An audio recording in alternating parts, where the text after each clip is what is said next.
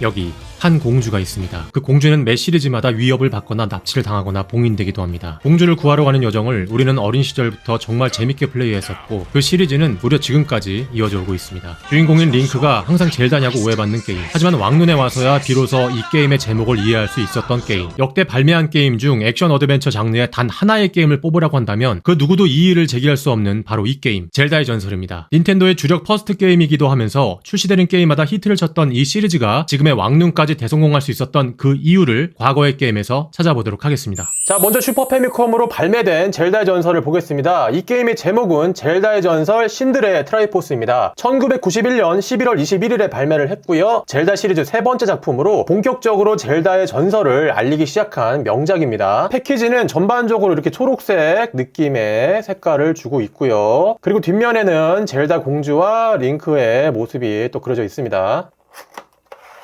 자, 먼저 게임의 설명서가 있는데요. 이 게임의 무대가 되는 하이랄 평원을 보여주고 있습니다. 이때 그림체는 약간 좀 미국풍 스타일의 그런 느낌이 조금 있습니다. 패드 조작 방법이 이렇게 나와 있고 검을 이용한 다양한 액션, 회전배기라든지 적들 몬스터도 그려져 있고 이렇게 구성되어 있습니다. 그리고 주의지 한 장 이렇게 들어가 있고요. 그리고 코팅된 카드가 한 장 더 들어있는데 게임 조작 방법이라든지 이렇게 아이템 설명이 적혀 있습니다. 게임 카트리지는 이렇게 생겼습니다. 위에서 쳐다보는 탑뷰 시점의 액션 어드벤처 게임으로 시간의 오카리나 이후로 메인 시리즈는 3인칭 시점으로, 그리고 그 외 휴대게임기로 나온 젤다 시리즈는 이 탑뷰 방식으로 나오는 게 국룰이 되었는데요. 힘, 지혜, 용기의 트라이포스나 마스터 소드, 카카리코 마을이 이 게임에서 처음 등장했고 훗날 3DS로 속편인 신드레 트라이포스 2가 발매되는데 전작과 맵을 그대로 동일하게 사용한 특징이 있습니다. 그만큼 이 게임의 완성도가 어마어마해서 지금도 회자되는 게임이죠. 다음은 휴대용 게임기 게임보이에 발매됐던 젤다 시리즈를 한번 보겠습니다. 이 제품은 젤다의 전설 꿈꾸는 섬이라는 이름이고요. 1993년 6월 6일 날 발매를 했습니다. 젤다 시리즈 네 번째 작품으로 최초의 휴대용 젤다 게임입니다. 얘도 전체적으로 이 링크의 색깔인 이 녹색, 요런 녹색과 회색이 섞여 있는 그런 이제 느낌을 주고 있습니다. 뒷면에는 링크의 모습이 또 그려져 있고 게임 플레이 모습이 나와 있습니다. 설명서가 이렇게 있고요. 링크가 이 섬에 이제 들어오게 되는데 여기서 이제 마린이라는 이 친구가 링크를 구해주게 됩니다. 조작 방법이라든지 여기서도 신드레 트라이포스에 썼던 이 이미지를 그대로 또 썼네요. 자, 이렇게 되어 있고요. 게임보이 팩은 이렇게 플라스틱 케이스가 또 같이 들어있죠. 게임팩은 이렇게 생겼습니다. 뒷모습은 이렇고요. 전작인 신트4만큼이나 완성도가 높고 명작으로 추앙받는 게임으로 이 이후에 게임보이 컬러 버전과 닌텐도 스위치로 리메이크판이 나오게 됩니다. 이 게임도 탑뷰 시점으로 게임이 진행되며 어느 외딴 섬에 갇혀버린 링크가 이 섬의 수수께끼를 풀어나가는 외전격인 작품인데 볼륨감도 꽤 있고 스토리도 흥미진진합니다. 특히 결말의 반전은 충격적이라 안 해보신 분들은 닌텐도 스위치 버전으로 플레이해보는 것을 강력 추천드립니다. 다음은 게임보이 컬러 소프트인 젤다의 전설 꿈꾸는 섬 DX입니다. 1998년 8월 28일에 발매를 했고요. 꿈섬 발매 이후 2년 뒤에 출시된 게임보이 컬러 버전의 꿈섬이라고 보시면 되겠습니다. 자, 그리고 이 제품은 게임보이에서도 구동이 되고 게임보이 칼라에서도 구동이 된다. 전체적으로 역시나 이 초록색의 그런 느낌을 가지고 있고요. 뒷면에는 링크와 마린이 그려져 있고, 근데 이거 미니스커트야? 왜 이렇게 짧어? 어우, 다리가 좀 이쁘네요. 그리고 게임 화면이 이렇게 나와 있네요. 여기 밑에 보시면은 아까 말씀드린 것처럼 게임보이 컬러에서도 구동이 되고 게임보이에서도 구동이 되고 슈퍼 패미컴에서 이제 게임보이 팩을 돌릴 수 있는 슈퍼 게임보이로도 돌릴 수가 있다. 포켓 프린터도 사용할 수 있다고 이렇게 되어 있네요. 자, 얘는 굉장히 다양한 종이들로 이렇게 구성이 되어 있는데요. 우선 이 종이는 이제 게임보이 카메라, 포켓 카메라를 선전하는 그런 이제 홍보지 같습니다. 색상도 이렇게 4가지 색상으로 되어 있고 뒷면에는 이렇게 포켓 프린터가 있는데 얘를 구매를 해야 이제 출력을 할 수 있다. 게임보이에도 사용을 할 수가 있는데 이 케이블이 이렇게 2개가 필요한 것 같아요. 자, 그리고 이 종이는 게임보이 컬러 홍보용 전단지 같습니다. 퍼플, 블루, 레드, 옐로우, 클리어 퍼플, 그 다음 클리어 이렇게 6가지 색상이 있다. 뒷모습은 이렇게 되어 있습니다. 이제 전용 케이블에 대해서 설명을 하고 있네요. 그 다음은 이제 엽서가 들어있고요. 그리고 이 종이는 닌텐도 64로 발매되는 젤다의 전설 시간의 오카리나를 홍보하는 종이 같습니다. 이제 곧 있으면 발매가 된다. 시간의 오카리나를 홍보하는 그런 종이 같아요. 그리고 설명서가 있는데요. 얘도 첫 장은 똑같이 이렇게 돼 있네요. 그림들 다 재탕했고요.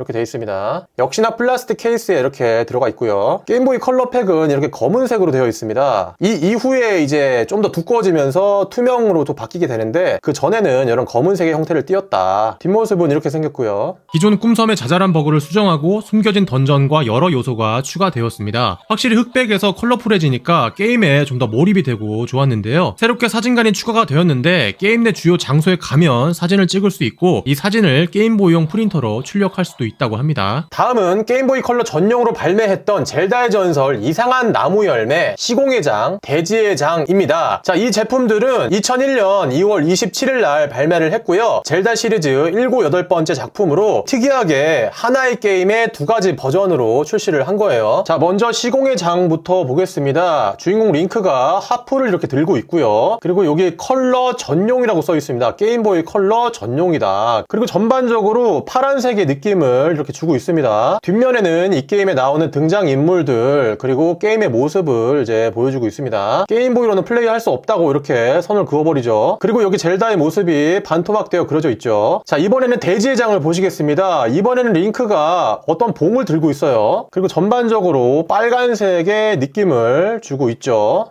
뒷모습은 이렇게 되어 있고 등장인물들이 이렇게 그려져 있고 젤다 공주가 그려져 있습니다. 자, 여기서 뭔가 어떤 느낌이 오신 분들이 계실 텐데 여러분들이 생각하는 그게 맞습니다. 이 두 게임 패키지를 뒤집은 다음에 합치면 이렇게 젤다의 그림이 완성이 됩니다. 약간 얼굴이 무섭긴 한데 요렇게 하면 조금 괜찮네요, 그죠? 이렇게 하면 조금 무서워요. 요렇게 하면 비로소 젤다의 얼굴이 완성이 되는데 자, 이것 때문이라도 이 게임 패키지는 두 개를 다 구매를 해야 될 것 같아요. 안에는 설명서를 비롯해서 다양한 종이들이 또 있죠. 자, 얘는 아까 소개시켜드린 종이랑 똑같은 홍보지, 게임보이 컬러 홍보지, 그리고 주의지가 이렇게 있고요. 그리고 이렇게 대지의 장을 홍보하는 종이도 있습니다. 자, 이 링크 시스템이라고 해서 시공의 장을 플레이하고 대지의 장을 플레이하거나 대지의 장을 플레이하고 시공의 장을 플레이하면 뭔가가 또 이제 완전체가 된다, 뭐 그런 얘기인 것 같아요. 그리고 시공의 장 설명서가 있고요. 이 하프를 들고 있는 이 캐릭터가 이 게임에 중요한 역할을 하는 것 같습니다. 등장인물 이렇게 나와 있고요. 링크의 액션에 대해서 설명하는 것 같아요. 그리고 이렇게 탈 것도 3개나 있는 것 같습니다. 설명서는 이렇게 되어 있고 자, 그리고 어느 기점부터는 이 게임보이 컬러 팩들은 이렇게 종이깍 안에 게임팩이 들어가 있고 기존에 들어가 있던 플라스틱 케이스가 없어졌습니다. 그리고 보시는 것처럼 이 게임보이 컬러 전용 팩들은 이렇게 투명 팩으로 디자인이 확 바뀌는데요. 옆면을 보시면 여기가 이렇게 불룩 튀어나온 것을 볼 수가 있죠. 앞면이 이렇게 생겼고 뒷면은 이렇게 생겼습니다. 투명한 팩이에요. 다음은 대지의 장입니다. 자, 얘도 똑같이 이렇게 4장이 들어가 있고요. 게임보이 컬러 홍보 종이, 주의지, 그 다음 시공의 장을 홍보하는 종이 이렇게 뒷면도 똑같이 이렇게 되어 있고요. 마지막으로 설명서. 이 인물이 이제 이 게임에 중요한 역할을 하는 것 같고요. 등장인물 이렇게 되어 있고요. 게임 카트리지는 이렇게 생겼습니다. 역시나 투명한 팩에 뒷모습은 이렇게 되어 있고요. 언뜻 보면 같은 내용의 몬스터 구성이 조금 다른 포켓몬 같은 게임이 아닐까 싶지만 스토리와 구성면에서 완전히 다른 게임으로 하나의 게임을 클리어했을 때 주어지는 패스워드를 통해 다른 게임 시작 시 이 패스워드를 입력하면 스토리가 이전 버전의 엔딩에서 그대로 이어지고 암호를 입력하지 않고 시작한 것과 다르게 스토리를 보여줍니다. 즉 완전하게 게임을 즐기기 위해서는 두 개 다 구입해야 된다는 거죠. 그리고 전체적인 이동이나 전투 그리고 시스템적인 요소가 꿈성과 완전 동일합니다. 다음은 닌텐도 64로 발매된 젤다의 전설 시리즈입니다. 먼저 젤다의 전설 시간의 오카리나입니다. 1998년 11월 21일에 발매를 했고요. 젤다 5번째 작품으로 시리즈 최초의 3D 게임이자 한때 일본에서 게임 평가로 유명했던 페미통 잡지에서 40점 만점을 받은 최초의 게임입니다. 저도 이 시간의 오카리나 발매 당시에 이 게임을 하고 싶어서 닌텐도 64를 구매를 했고요. 여름방학 내내 붙잡고 미친듯이 재밌게 했던 기억이 있습니다. 제 인생 게임 탑3 안에 들어가 있는 게임이기도 합니다. 오른쪽에는 진동팩 대응이라고 써 있는데 이 녀석이 닌텐도 64 컨트롤러에 끼워서 사용할 수 있는 진동팩입니다. AA 사이즈 2개 배터리가 필요하고요. 닌텐도 64 컨트롤러 뒷면에 진동팩을 꼽아서 사용을 하게 되면 진동이 느껴진다. 움직일 때마다, 공격할 때마다, 데미지를 받을 때마다 여기 진동팩이 이렇게 진동을 하는 그런 기능을 하고 있는데 이 게임은 진동팩을 대응한다. 그런 표시라고 보면 되겠습니다. 자, 그리고 팩이 전체적으로 검은색의 배경을 띠고 있습니다. 이렇게 생겼고요. 뒷면에는 소년 링크와 청년 링크가 이렇게 있는데 이 오카리나가 굉장히 이 게임에서 중요한 역할을 담당하게 됩니다. 자, 얘도 굉장히 뭐가 이렇게 많이 들어가 있습니다. 먼저 주의지가 이렇게 있고요. 그리고 주의지가 또 한 장 들어가 있습니다. 요거는 뭐 고객센터 전화번호 이런 거 안내일까요? 자, 엽서도 이렇게 들어가 있고요. 그리고 아까 소개시켜드렸던 젤다의 전설 꿈꾸는 섬 DX 홍보하는 종이가 이렇게 또 있습니다. 자, 그 다음에는 이 스티커가 있고 또 큰 종이가 하나 있는데 이게 뭐냐면 먼저 얘를 펼쳐보면 조작 방법에 대해서 알려주고 있고요. 이 뒷면에는 이렇게 악보가 그려져 있습니다. 이 게임은 오카리나를 통해서 이 악보를 연주를 해야 되는데요. 게임에서 연주를 배우면 자동으로 부르는 게 아니라 직접 연주를 해야 되는데 그걸 이 악보에 스티커를 붙여서 기억하는 용도인 거죠. 이런 식으로. 자, 그리고 본편의 설명서. 무대가 되는 하이랄 대지와 이제 등장인물들을 보여주고 있고요. 조작 방법이라든지 액션하는 방법들, 장비들, 착용하는 무기와 옷들, 링크의 M9 F4나도 보이고요. 설명서는 이렇게 되어 있고 게임팩은 이렇게 생겼습니다. 뒷모습은 이렇고요. 이 게임은 기존 탑뷰가 아닌 최초로 3인칭으로 게임을 진행하며 풀 3D로 표현한 하이랄은 당시 그래픽이 어마어마했습니다. 지금의 오픈월드와 비교하면 많이 부족하지만 필드에서 시간을 때우고 있으면 낮과 밤으로 바뀌고 밤에는 몬스터가 출현하기도 하는데 M9 F4를 타고 필드를 돌아다니는 재미가 엄청났고 마스터 소드를 통해 소년시대와 청년시대로 오가면서 플레이하는 재미도 있었습니다. 시대가 바뀔 때마다 마을의 풍경도 달라지며 쓰는 무기도 달라지는데요. 젤다의 마스터피스를 할 수 있는 게임으로 이 이후에 나온 젤다 메인 시리즈는 시간의 오카리나를 기반으로 살을 붙였다고 해도 과언이 아닐 정도입니다. 훗날 3DS로 리메이크 버전이 나와 한글화 정식 발매가 되었는데 안 해보셨다면 무조건 해보시라 적극 추천드립니다. 다음 게임은 젤다의 전설 무지라의 가면입니다. 2000년 4월 27일에 발매를 했고요. 젤다 6번째 작품이자 앞서 소개시켜드렸던 시간의 오카리나의 후속작으로 이 시간의 오카리나가 엄청난 인기와 판매량을 기록했고 또 이 시호를 개발했던 시기도 길었기에 그 프로젝트가 아쉬웠는지 다시 재활용해서 2년 만에 나온 게임입니다. 단 이 게임을 즐기기 위해서는 본체의 메모리 확장팩인 이 하이레조 팩이 필요한데요. 이거는 하이레조 팩이 동봉되어 있는 버전입니다. 이 하이레조 팩이 들어가 있는 버전이기 때문에 상자 크기가 조금 큽니다. 기본 닌텐도 64 게임 패키지에 비해서 세로 높이도 좀 긴 편이고요. 그리고 옆면을 보시면 이렇게 두께도 차이가 좀 있죠. 이 게임도 역시나 진동팩이 대응되고요. 윗면은 초록색, 그리고 여기는 초록색과 파란색, 뒷면에서는 이렇게 게임 화면과 링크의 모습이 그려져 있습니다.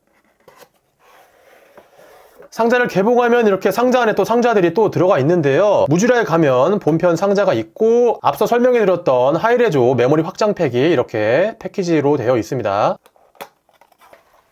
이 안에 들어가 있는 종이는 설명서가 이렇게 있고요. 뒷장에는 사용하는 방법, 부착하는 방법, 떼는 방법이 적혀 있습니다. 그리고 동봉되어 있는 회색의 플라스틱은 닌텐도 64에 꽂혀있는 점퍼팩을 쉽게 빼기 위한 도구라고 보시면 됩니다. 그리고 이 녀석이 메모리 확장팩 하이레조 팩입니다. 무지라의 가면 같은 경우는 이 하이레조 팩을 장착해야지만 게임 구동이 가능하고요. 얘를 장착하게 되면 닌텐도 64의 성능이 아주 조금 올라간다고 합니다. 여기 보시면은 이렇게 뚜껑이 있는데 이 뚜껑을 열어줍니다. 그리고 이 회색의 플라스틱을 이용해서 홈에 끼운 다음에 이렇게 끌어올리면 쉽게 이 팩이 빠집니다. 자, 얘는 닌텐도 64를 구매하면 기본적으로 들어가 있는 점퍼팩입니다. 그리고 이 공간에 하이레조 팩을 꼽으면 됩니다. 그리고 뚜껑을 닫아주면 끝! 그럼 이번에는 무지라의 가면을 한번 보겠습니다. 전체적으로 검은색 배경에 또 이렇게 디자인 되어 있고요. 뒷면은 이 큰 상자랑 똑같이 되어 있네요.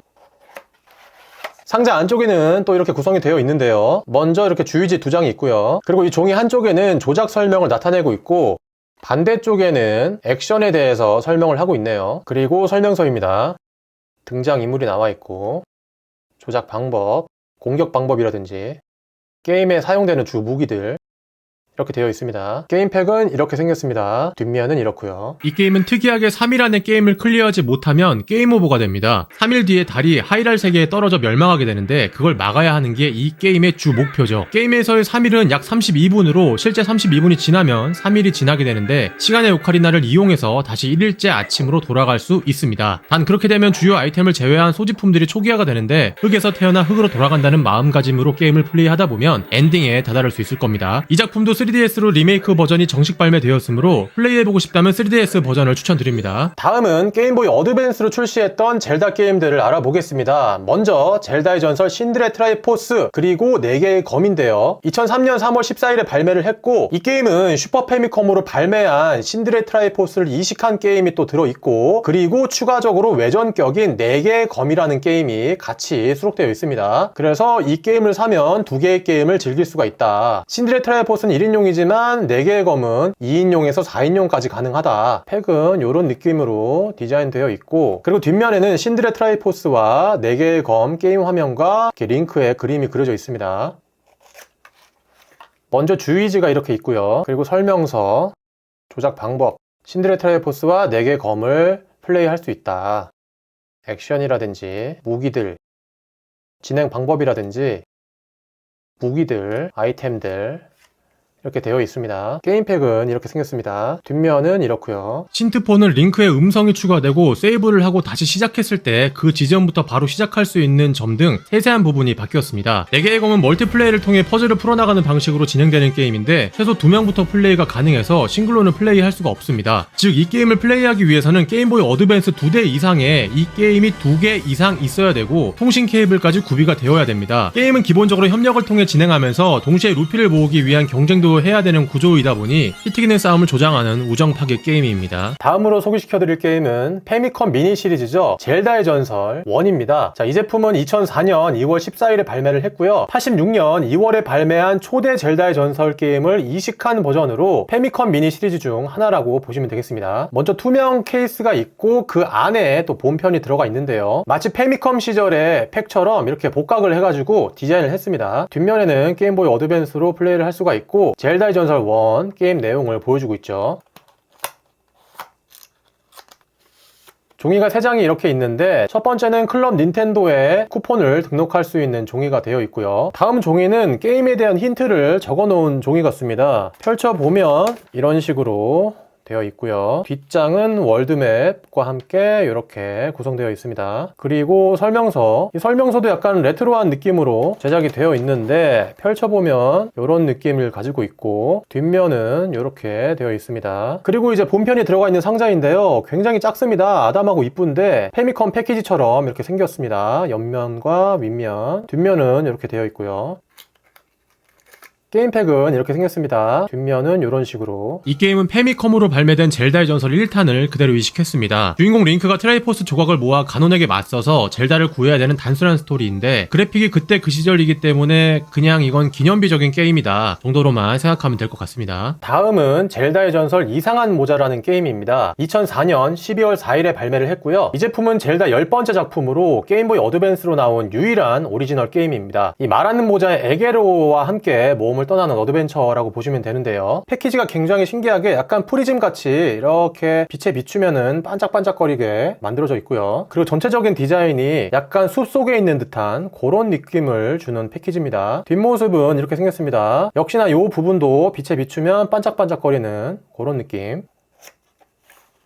상자 안에는 종이가 이렇게 되어 있는데요. 먼저 주의지, 그 다음 클럽 닌텐도 쿠폰, 그리고 설명서, 등장인물들, 조작 방법, 액션들, 무기 이렇게 되어 있고요. 게임팩은 이렇게 생겼습니다. 뒷모습은 이렇고요. 이 게임은 이상한 모자의 힘으로 소인화가 돼서 플레이가 가능한데 평상시일 때와 작아졌을 때를 적절하게 바꿔가면서 게임을 풀어나가는 방식으로 진행합니다. 진행 방식은 신트포와 비슷하지만 시간의 오카리나 때 새로 생긴 구르기 등의 액션이 추가되었습니다. 일본에서 인기도 제법 있었는지 지금은 이 꽉팩의 중고가가 꽤나 높게 형성되어 있습니다. 자, 이번에는 게임큐브에 발매했던 젤다 게임을 알아보겠습니다. 이 게임은 젤다의 전설 4개의 검 플러스라는 게임이고요. 2004년 3월 18일에 발매를 했습니다. 게임보이 어드밴스로 발매했던 4개의 검이 히트를 치자 그 후속편으로 발매된 작품인데요. 이 상자가 일반적인 게임큐브 팩보다는 사이즈가 조금 큽니다. 그 이유는 이 안에 들어있는 어떤 것 때문인데요. 상자의 디자인은 이렇고요. 뒷면은 이런 모습입니다. 여기 보시면은 게임큐브와 게임보이 어드밴스를 연동해서 플레이를 할 수가 있어 보입니다. 상자 안에는 본편 게임과 그리고 게임보이 어드밴스와 연결할 수 있는 케이블이 이렇게 들어가 있습니다. 한쪽에는 이 게임보이 어드밴스에 연결하고요. 그리고 반대쪽으로 게임 큐브 조이패드에 꼽는 거죠. 그리고 케이블 설명서가 이렇게 있습니다. 사용 방법을 이렇게 그림으로 알려주고 있네요. 본편인 4개의 검 플러스입니다. 게임큐브 게임은 원래 이렇게 생겼죠. 뒷면은 이렇고 종이가 이렇게 2장 있는데 하나는 클럽 닌텐도 포인트 적립하는 쿠폰이고 설명서, 게임보이 어드밴스로 플레이할 때 조작 방법을 보여주고 있고요. 게임큐브 패드로 했을 때 조작 방법, 그 다음에 액션 이렇게 되어 있고요. 게임 CD는 이렇게 생겼습니다. 게임큐브 게임들은 이렇게 작은 CD로 되어 있죠. 이 게임은 총 3가지 모드가 존재하는데 첫 번째는 하이랄 어드벤처로 스토리 모드라고 보면 됩니다. 최대 4인까지 동시 플레이가 가능하고 다행히도 이번 짝은 1인용으로 게임 진행이 가능합니다. 두 번째는 섀도우 배틀로 플레이어들끼리 대전하는 모드, 마지막 세 번째 나비 트래커스는 동봉된 케이블로 게임보이 어드밴스에 연동해서 음성으로 힌트를 주면 유저가 해당 아이템을 찾는 모드라고 볼 수 있겠습니다. 그럼 이번에는 젤다 관련 게임기들을 소개시켜 드리도록 하겠습니다.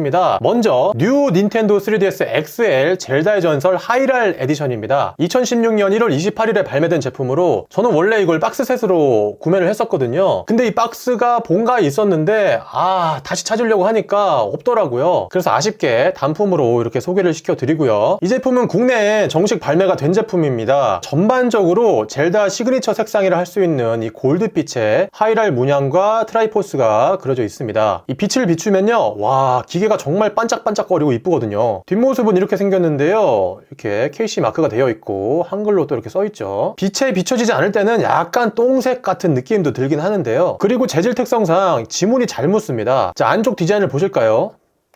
안쪽 디자인은 조금 아쉽습니다. 왜냐하면 기존 뉴 닌텐도 3D XL과 동일한 모습이기 때문인데요. 제가 예전에 소개시켜드렸던 슈페 에디션이나 피카츄 에디션처럼 버튼의 색깔이라든지 혹은 이 안쪽 색깔도 젤다 느낌이 물씬 나게 해줬다면 좀 더 인기가 있지 않았을까 하는 그런 아쉬움이 남는 게임기입니다.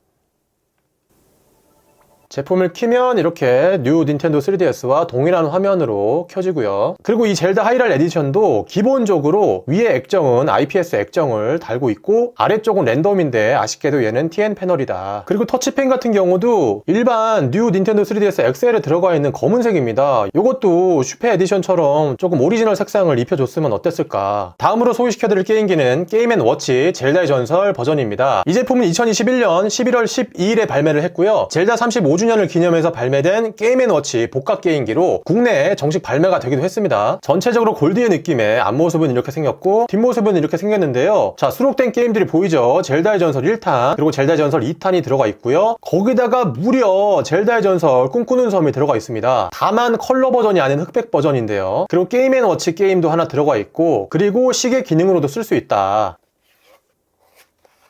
자, 제품의 주의지가 이렇게 있고요. 그리고 본체가 있고 얘 같은 경우에는 이 그림처럼 이 뒤에 요거를 이렇게 밖으로 빼내면 거치대 역할도 한다. 그래서 이렇게 세워서 장식할 수가 있다. 그런 특징이 있고요.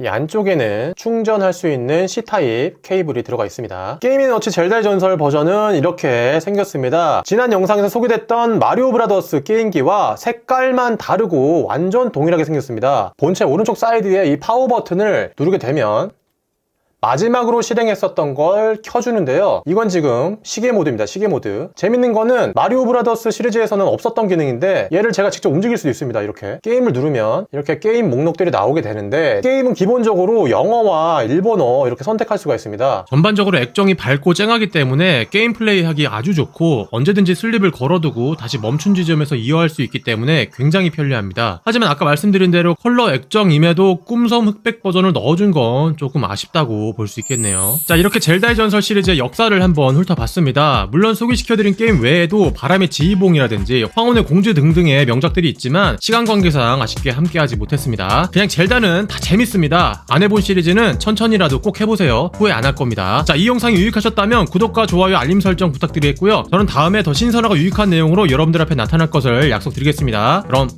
우리 다음에 또 만나요.